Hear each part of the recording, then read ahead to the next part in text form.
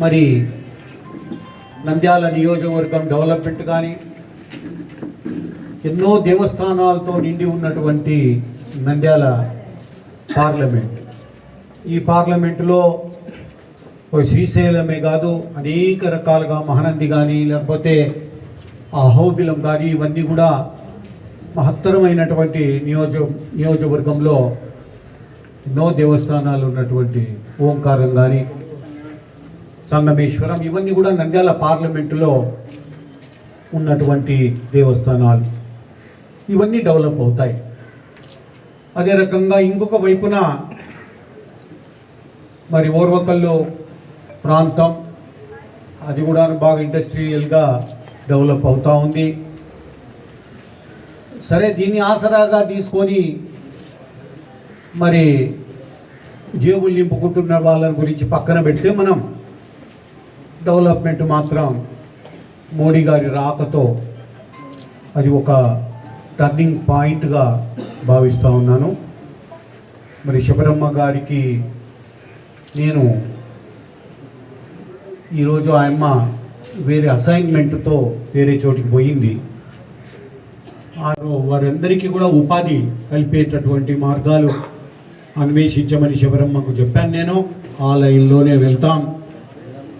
అందరి ఆశీర్వాదాలతో ఇవన్నీ జరుగుతున్నాయి, సంతోషం. ఈ సందర్భంగా మరి మిత్రుడు శేషన్న గారు ఒక క్యాసెట్ రిలీజ్ చేశారు. మరి బైరెడ్డి టైటిల్ ఇచ్చాడు దానికి. మరి బైరెడ్డి రాజశేఖర్ రెడ్డిని పెట్టింటే బాగుండేది, దాని మీద ఫుల్గా.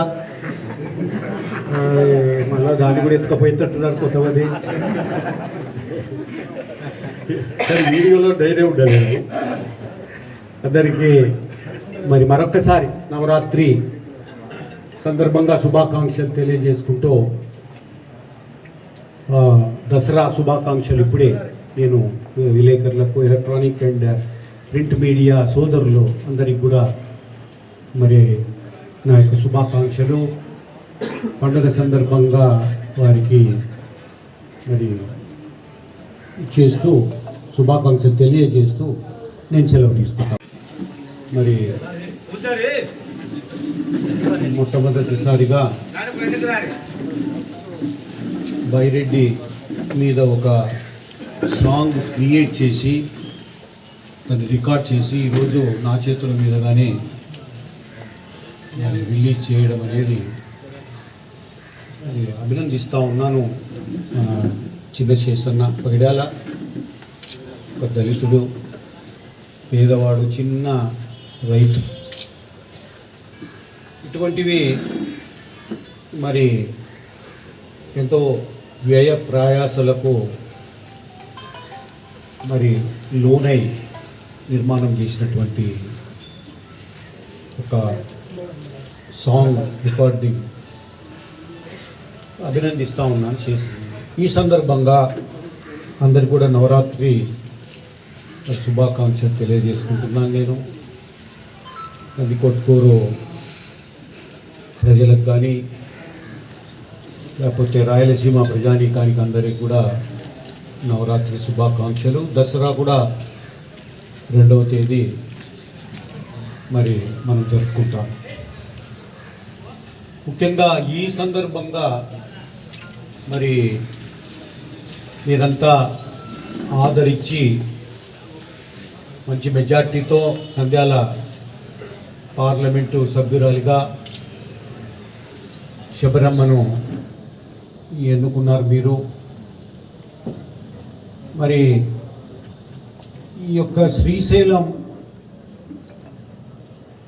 ఒక మహత్తరమైనటువంటి దేవస్థానం ఇది. ఈ శ్రీశైలానికి ప్రతి సంవత్సరం కాలినడకన వెళ్ళి మరి శబరమ్మ ప్రతి సంవత్సరం కూడా వెళ్ళి అక్కడ దర్శనం చేసుకునేటటువంటి ఆనవాయితీ ఆయన. మరి ఈ సంవత్సరం కూడా శివరాత్రి అంతా అక్కడికి చేరడం, దర్శనం చేసుకోవడం జరిగింది. ఈ సందర్భంగా నంద్యాలలో భాగమైనటువంటి శ్రీశైలం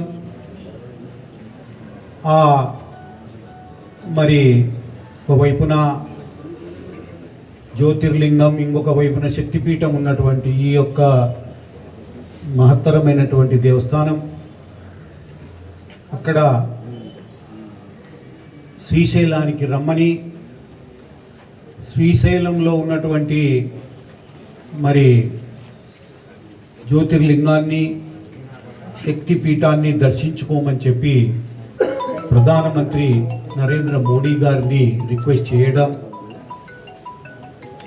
ఆయన మొన్న కలిసి రిక్వెస్ట్ చేసినప్పుడు నేను వస్తానమ్మా అని చెప్పి మాట ఇవ్వడం, 16వ తేదీన మోడీ గారు శ్రీశైలానికి రావడం జరుగుతుంది. అదే రకంగా కొన్ని కార్యక్రమాలు కూడా ఏర్పాటు చేశారు.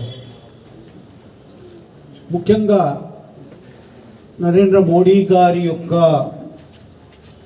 విజిట్ ఏదైతే ఉందో నంద్యాల పార్లమెంటు నియోజకవర్గంలో ఈ ప్రాంతంలో